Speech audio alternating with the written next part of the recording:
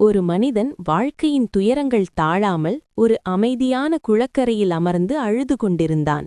இறைவா, ஏன் ஓம் எனக்கு நம மட்டும் சிவாய. இத்தனை சோதனைகள்? பஞ்சபூதங்களால் என் ஆசீர்வதிக்கப்பட்ட நிழல் நீ இந்த கூட என்னை உலகத்தின் விட்டு சாபத்தை விலகுவது நீக்குவாய். போல் ஷாவிந்தர் உணர்கிறேன் பரிசுத்தம் என்று காண்பாய். ஓம் நம புலம்பினான். சிவாய. அப்போது திரு ஒரு நாகர்கோவில் மெல்லிய குரல் நாகராஜா அவன் கோயில் செவிகளில் விழுந்தது. பக்தர்களுடைய அது பாசத்தில் இறைவனின் பேசுகிறேன். குரல்.